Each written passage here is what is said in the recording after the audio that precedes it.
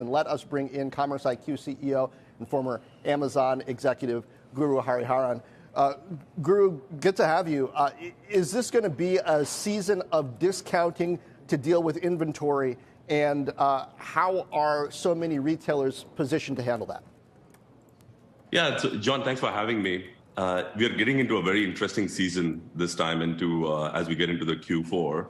Typically what we see, John, is as we get into the month of October, pre-holiday sales start to take up.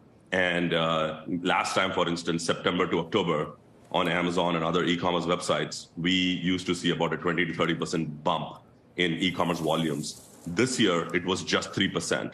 What that tells us is that there is a recessionary impact or potentially some discretionary spending which is coming down, or some of those elements are starting to play in, that e-commerce volumes may actually be soft this time as compared to, say, the last 2 years or even the last decade as it relates to because of the recession that we're getting in.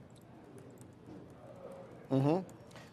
So you end up perhaps with e-commerce powers versus department stores, right? So the online folks versus the return of the physical folks in a discounting war that could turn Black Friday into something closer to break even or Red Friday, right? Could put pressure on profits. And then at the same time, there's the danger that even if that doesn't happen, we end up with an inventory overhang, which carries into 23, right?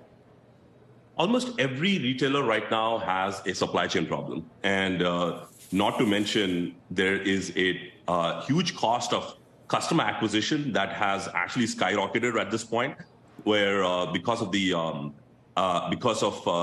changes that, say, Apple did with ATT, their push out, where they stopped advertisers from sharing cookies from third-party websites. Same with Google Chrome as well. And so what has happened at this point is the cost of doing e-commerce has suddenly, year over year, gone up dramatically. Facebook ad prices, for instance, in the last 2 years have tripled. And with that in mind, there is a disequilibrium at this point in the market when it comes to D2C or, say, direct-to-consumer websites versus, say, the retail e-commerce websites. Retail e-commerce, when I say this is the non-D2C element, these are Walmart.coms, Kroger.coms, or BestBuy.coms. There is a disequilibrium in the market at this time. We do expect to see that the retail e-commerce side of the equation is going to take the lion's share of the e-commerce growth.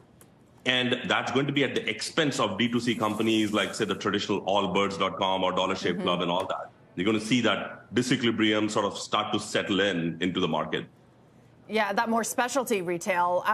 But, you know, Guru, pretty much everyone from Amazon to Shopify to Walmart, they thought that pandemic e-commerce line growth would continue to go up and to the right at a faster clip than it actually is. There's been more of this reversion to the mean, more muted growth. So as they accommodate that, and Amazon in particular kind of scales back that plans, that's weighing on gross margins. How do you see that playing out over the next year or so? Hasn't Amazon and Shopify sort of taken that medicine to revert costs, or is that going to continue to play out over the next few quarters? Let's unravel that in sort of two areas. One is like look at the top line growth, and let's look at the bottom line pressures that are happening.